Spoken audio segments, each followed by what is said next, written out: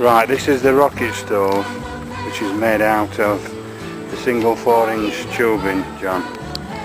And as you can see, because it's a really long section, the chimney, the burn is very clean and it's boiling. We're doing chicken and papaya, and as you can see, it's boiling lovely.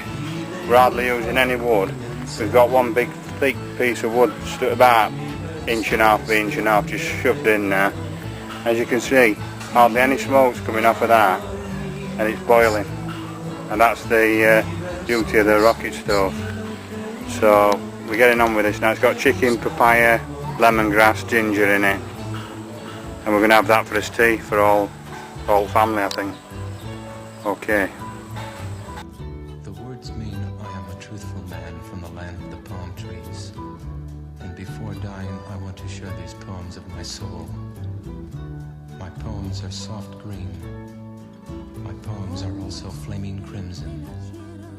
My poems are like a wounded fawn seeking refuge in the forest.